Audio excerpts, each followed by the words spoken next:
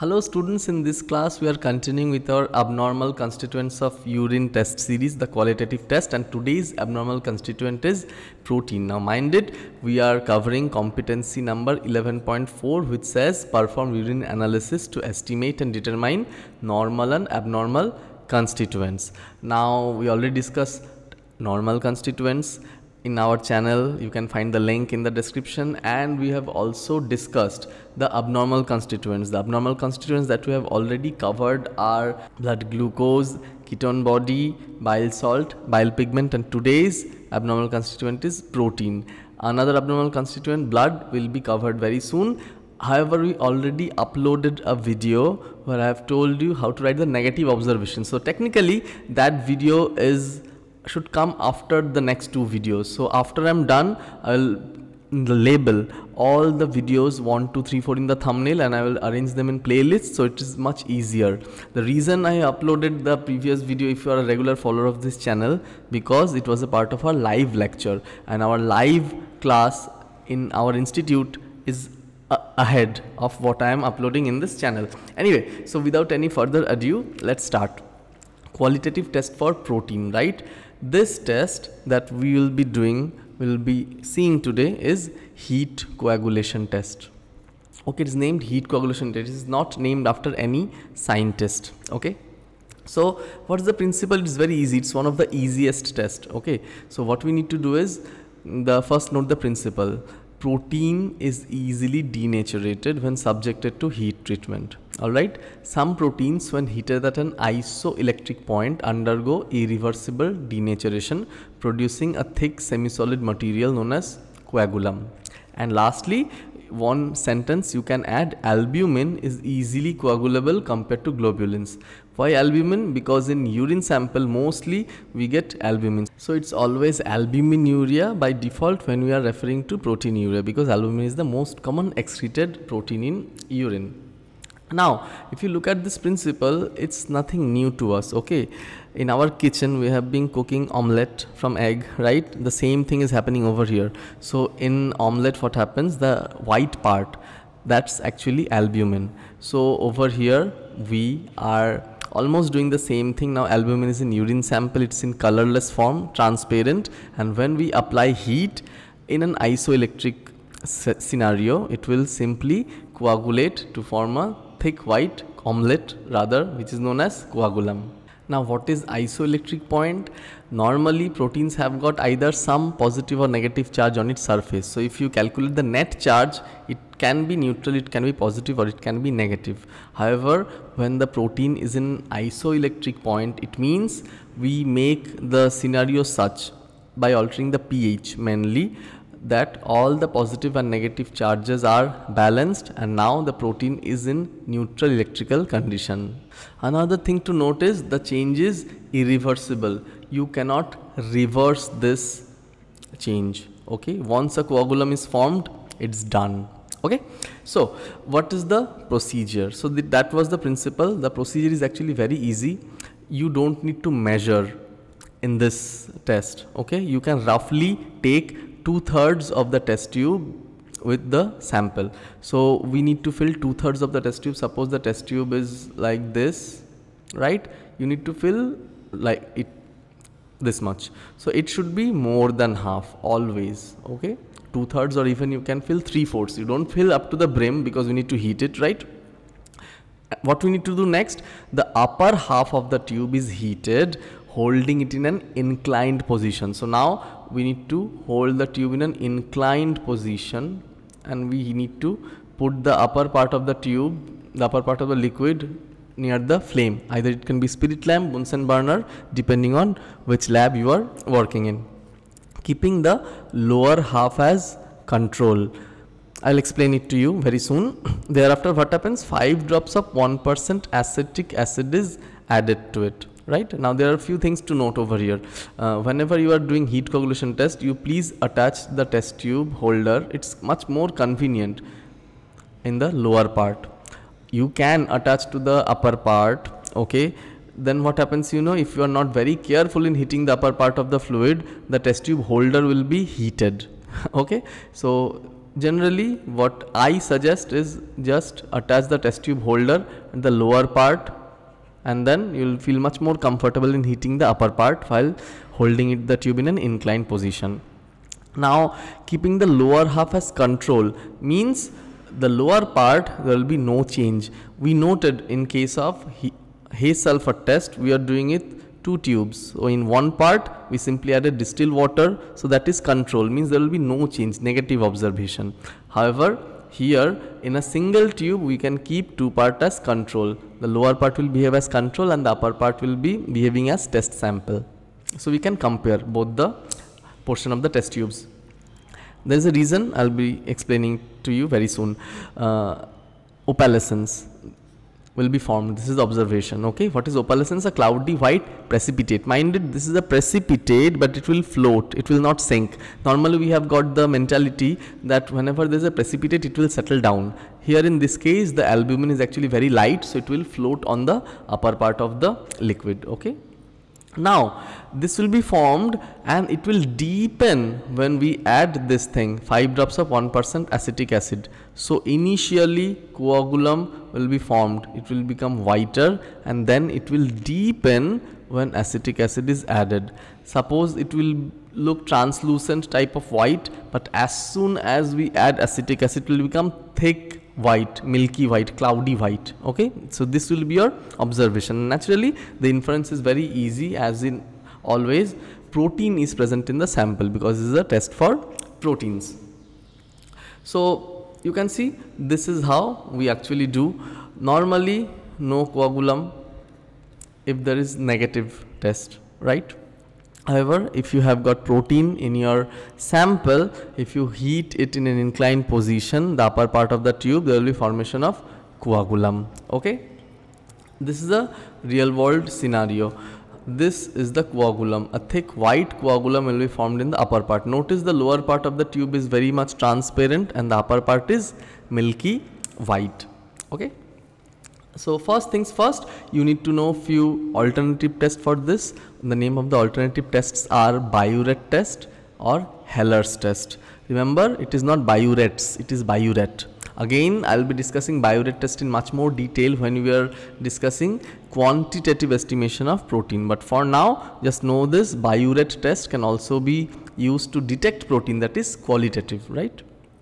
So, what will be the probable questions? Now I have not made slides deliberately because I want you to take down notes. Okay, so it's very important. Number 1 question is, why do we heat the upper part of the tube? This is important. Upper part. So why do we heat the upper part of the tube? This is due to convection current. In convection current, what happens? The part that is heated becomes lighter and goes up. This is what happens when you are boiling water over gas oven, right? This is what happens. So we heat the lower part, so lower part becomes hot, it goes to the upper part. The cooler part, cooler water which is cool is heavy, it comes down and again it's heated, so on and so forth. So if we heat lower part, with time the entire solution will be heated and the whole thing will turn into an opalescence or coagulum. We don't want that. We want the upper part to remain positive and the lower part to remain negative. So we need lower part to remain cool, and the only way the lower part will remain cool is if we heat the upper part. If we would have heated the lower part, then at some point of time the water or the urine sample in the lower part would become hot, it will coagulate, it will go up. Again the upper part, which is clear, would have come down, right? You get my point? So answer is, to prevent convection current we heat the upper part and the lower part thus behaves as a control and remains clear. Next question, why do we add acetic acid in heat coagulation test? Mind it, heat coagulation test is also known as heat and acetic acid test. So adding acetic acid is very vital. Even if coagulum is formed, still we need to add acetic acid. So why that is? Okay, there are many reasons. I will tell you one by one. Number 1, acetic acid can distinguish between proteins and phosphates and carbonates. If phosphates and carbonates are present in urine, then they give something that is known as false positive test. What is false positive test? Any test that will give positive even if result is absent, result is negative. The test will appear positive, but the actual finding is negative. Here, in this case, it means the heat coagulation test is appearing to be positive, but there is no proteinuria. I'll give you much more real world example. Now is a scenario of COVID, okay? Suppose your test says positive, but you don't have infection. This is an example of false positive, okay? So, presence of phosphates and carbonates, okay, PO4 3 minus and CO3 2 minus. So phosphaturia, and whenever carbonate ion is present in urine, they actually appears to give a false positive test. The solution, urine sample on heating, will appear to turn whitish. However, if we add acetic acid, it will dissolve the coagulum. Very important. However, if protein is present, it will deepen. Right? So, you can see in the observation what we told, which deepens with acetic acid. So, if protein is present, it will always deepen. But if there is presence of phosphate and carbonate, if the test is actually false positive initially, then on addition of acetic acid, it will dissolve and it will prove that this was false positive and there is no proteinuria. So, this is reason number 1 to detect presence of phosphates and carbonates and false positive heat coagulation test, right? Next point, acetic acid prevents formation of alkali metaproteins. Now, what is alkali metaproteins? You know, in alkaline pH, okay, proteins will form a polymer. Proteins will form a polymer. Instead of getting precipitated, it will now become soluble. So, a polymer of albumin in alkaline pH is actually soluble. Now, what is happening? This is an example of false negative test. False negative means just the opposite of false positive. It means the observation is actually negative, but the disease is there, right? Real world example, your COVID test comes out to be negative, but you have infection. Simply over here, your heat coagulation test appears to be negative, but there is proteinuria. So why it happens? Generally, if the pH of the solution is alkaline, even if albumin is present, it will lead to formation of alkali metaproteins which are soluble. Hence, we need to make sure alkaline pH is not there. Therefore, we add acetic acid to make the pH acidic. pH will go down on addition of acetic acid and alkali metaproteins formation will be prevented. So, remember, in first case, protein was absent, but it was still giving positive test. Acetic acid can distinguish that. In the second case, protein was present, but still it was giving negative test. Acetic acid can still also distinguish that, right? So, importance of addition of acetic acid is very much. And lastly, it helps the solution to attain isoelectric pH. You read in the principle at isoelectric pH. So, generally albumin is a bit alkaline, right? When we add, and the pH is actually, the charge generally is a bit negative. So, when we add acetic acid, there is plenty of protons which will balance out the charge, and then the solution will become isoelectric for albumin, and then it will easily precipitate. So, number 1, to distinguish between phosphate and carbonate, number 2, to prevent formation of alkali metaprotein, and number 3, to bring the solution to isoelectric pH, right? So, these are the 3 reasons that answers the question why acetic acid is added. So, the 2 questions we have discussed till now is why upper part of the solution is heated and why acetic acid is added, right? Number 3 question will be, that will be very easy question, that is name some condition that will lead to proteinuria. Okay, so what are the diseases when protein will be present in urine? So, answer to that is actually very simple for first year student. The first answer should be nephrotic syndrome. Very important, nephrotic syndrome. It is a disease of children. It generally occurs below 20 years, strictly 12 years, and there is profuse proteinuria. In serum, protein will be low, but in urine, protein will be high. the two terms are very different. Proteinemia means in serum, proteinuria means protein in urine. So there will be hypoalbuminemia, means in urine there will be very high serum proteinuria, but in serum there will be very low albumin. So all the proteins from the serum is lost in the urine. You get my point? So in nephrotic syndrome there is hypoalbuminemia, but there is hyperproteinuria. Okay, why this happens? Because kidneys lose the filtering power due to some immune reaction, and generally it is able to filter albumin, but now it gives away all the albumin. So it's a very dangerous condition. It is very easily treatable. It is one of the actually dangerous condition that is most easily treatable on application of steroids. So nephrotic syndrome, and the second reason you can give is glomerulonephritis. There are multiple other reasons of proteinuria, but these two are most important. The most important is nephrotic syndrome. So nephrotic syndrome number 1, and number 2 glomerulonephritis. And the last question, if you are answering it very well, it will be, what is abnormal heat coagulation test?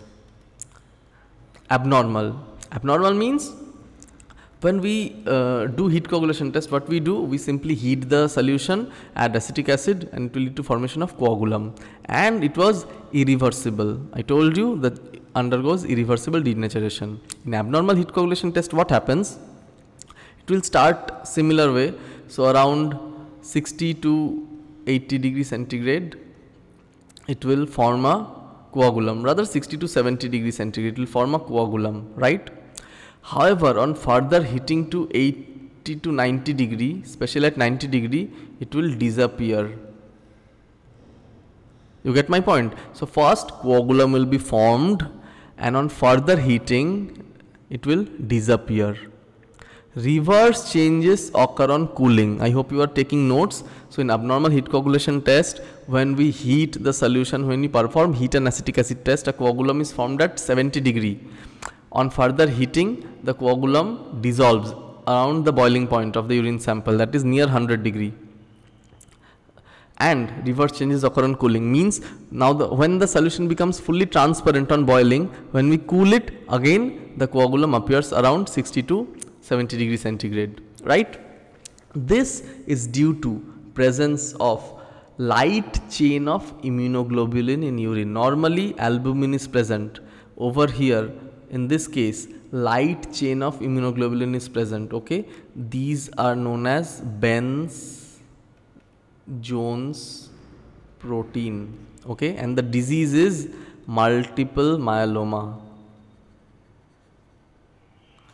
MYELOMA, multiple myeloma. It is a variety of blood cancer. Okay, you know leukemia is a variety of blood cancer. Myeloma is also another variety of blood cancer. It mainly starts from bone marrow. It is a plasma cell malignancy. So here light chain of immunoglobulin, mainly kappa and lambda. Okay, these are the light chains. If you already know the structure of immunoglobulin, you already know there are heavy chains and light chains. So kappa and lambda light chain are mainly excreted in urine. Those are globulin, and they give rise to this peculiar pattern in heat coagulation test, right? Examiner will also ask you about multiple myeloma, and we will also be discussing multiple myeloma separately in a case. Over here there are many other findings. Number 1, in serum protein electrophoresis there is increased gamma globulin that leads to M spike. There is very high erythrocyte sedimentation rate, ESR. But those are a matter of future discussion. Definitely when you see that video, you need to club your knowledge with this video, because when you are getting an heat coagulation test and if you are answering very well, there is a very high chance examiner will want to give you more marks, and he or she will ask you about abnormal heat coagulation test. Then you can answer multiple myeloma. Please don't utter the word multiple myeloma when he or she is asking you about proteinuria. And always say nephrotic syndrome to start with. Okay, so this brings us to the end of video for proteinuria. In the very next episode, we'll be discussing abnormal urine analysis test for blood. Okay, so please subscribe if you haven't done already, and please hit the notification bell so that you immediately get notified when I upload that video. Thanks for watching, and I will see you soon in the next video. Till then, bye and take care.